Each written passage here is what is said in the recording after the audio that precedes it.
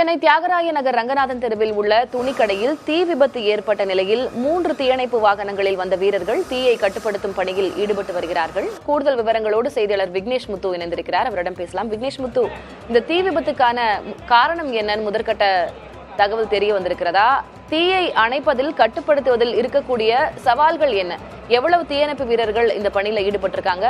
யாருக்கேனும் காயம் ஏற்பட்டிருக்கிறதா? யாரேனும் உள்ள சிக்கி இருக்கிறார்களா? அது குறித்த தகவல் என்ன?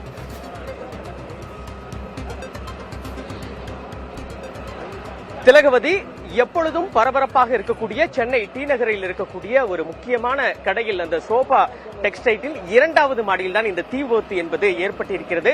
நீங்கள் குறிப்பிட்டது போன்று தற்பொழுது வரை ஊழியர்கள் யாருக்கும் எந்தவித காயமும் ஏற்படவில்லை.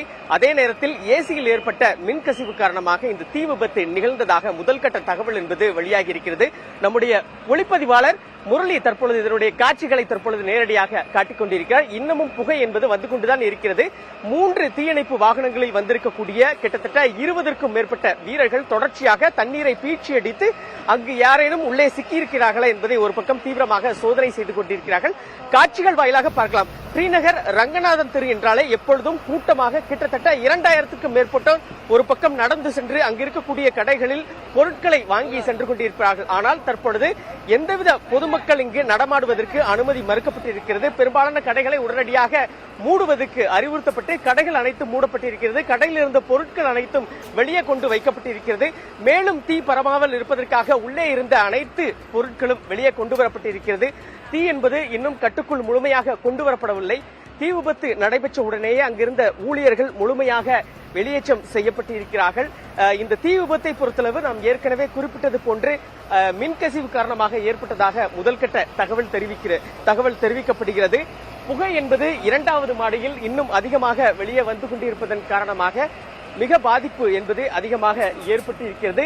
இன்னும் அரை மணி நேரத்தில் இந்த தீ விபத்துக்கான அந்த முழுமையான காரணங்கள் தெரிய வரும். அதே நேரத்தில் தற்பொழுது வரை ஊழியர்கள் யாருக்கும் எந்தவித பாதிப்பு என்பது ஏற்படவில்லை என தெரிவிக்கிறார்கள். மிக முக்கியமாக இந்த தீ விபத்து தொடர்பாக இந்த பகுதியைச் சேர்ந்தவுடன் நாம் தற்பொழுது நேரடியாக இருக்கலாம். சார், வணக்கம் சார். இப்போ தீ விபத்து எப்போ ஏற்பட்டது, என்ன நடந்தது சார்? இந்த 10:30 மணிக்கு புகை வந்தது. உடனே ஃபயர் இன்ஜினுக்கு கால் பண்ணி வந்தாங்க. வந்து அப்போ அடங்க ஆரம்பிச்சாங்க. என்ன ரீசன் எதுவும் சொன்னாங்களா? உடனே எல்லாரும் வெளியே வந்துட்டாங்களா? மின் கசிவுன்னு சொல்றாங்க, என்னன்னு தெரியல. எப்பவும் பரபரப்பா இருக்கும் இந்த ஸ்ட்ரீட். இப்ப தீ விபத்துனால எப்படி எல்லாரும் தப்பிச்சாங்க சார்? இல்ல, இங்க யாரும் வரல. 10:30 மணிக்கு எப்பயுமே வெயில் டைம்னால, சம்மர் டைம்னால 12 மணிக்கு மேல தான் பப்ளிக் வருவாங்க. அந்த அளவுக்கு எந்த இது கிடையாது. ஸ்மோக் வந்த புகை வந்த உடனே எல்லாருமே முன்னெச்சரிக்கை எல்லாம் கீழே இறங்கி வந்தாச்சு. ஸ்டாஃபுங்க தான் இருந்தாங்க, யாரும் கஸ்டமர் யாரும் இல்ல. ஸ்டாஃப் எல்லாம் உடனே எப்படி வெளியே வந்தாங்க? உடனே அது புகை வச்சோடனே எல்லாமே வெளியே வந்துட்டாங்க. நன்றி சார். நாம் நேரடியாக கேட்டிருந்தோம். அதாவது தீ விபத்து ஏற்படும் பொழுது ஊழியர்கள் மட்டும்தான் உள்ளே இருந்தார்கள், வெளியே இருந்து பொதுமக்கள் வர இல்லை. இதன் காரணமாகத்தான் தற்பொழுது பெரிய அளவில் யாருக்கும் எந்தவித பாதிப்பும் இல்லை. இன்னும் சில நிமிடங்களில் தீ முழுமையாக கட்டுக்குள் கொண்டு வரும் என்று தீயணைப்பு படை வீரர்கள் தெரிவிக்கிறார்கள். திலகவதி, விக்னேஷ் முத்து, பொதுவாகவே தியாகராய நகர்ல அந்த உஸ்மான் ரோடு, அதுவும் ரங்கநாதன் தெரு, இதெல்லாம் கூட்ட நெரிசல் அதிகமாக காணப்படக்கூடிய ஒரு இடமாக இருக்கிறது. இன்றைக்கு மதியம் அப்படின்றதுனால மக்கள் கூட்டம் குறைவாக இருந்திருக்கலாம். ஆனாலும் போக்குவரத்து நெரிசல் அதிகமாக இருக்கும் இயல்பிலேயே. காவல்துறையினர் எப்படி கையாளுகிறார்கள் அங்க இருக்கக்கூடிய மக்களை? நிச்சயமாக டி நகர் என்றாலே எப்பொழுதும் பரபரப்பாக இருக்கும். காட்சிகள் வாயிலாக பார்க்கலாம்.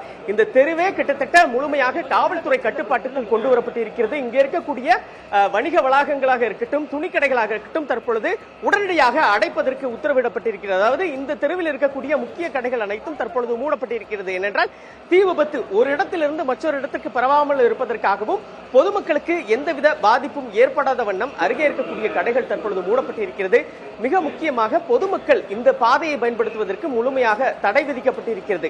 ஏனென்றால் எந்தவித பாதிப்பும் ஏற்படக்கூடாது, எந்தவித அசம்பாவித சம்பவங்களும் நடைபெறாமல் இருப்பதற்காக தற்பொழுது முழுமையாக காவல்துறையினர் கட்டுப்பாட்டுக்குள் கொண்டு வரப்பட்டதால் தீ விபத்து முழுமையாக நிறைவடைந்த பிறகு, அதாவது தண்ணீர் பீச்சி அடித்து முழுமையாக தீ கட்டுக்குள் கொண்டு வரப்பட்ட பிறகுதான் பொதுமக்கள் இந்த பாதையை பயன்படுத்தி இங்கு இருக்கக்கூடிய கடைகளையும் திறப்பதற்கு அனுமதி என்பது வழங்கப்பட்டிருக்கிறது. திலகவதி, தற்போதைய கள விவரங்களை வழங்கியதற்கு நன்றி விக்னேஷ் முத்து.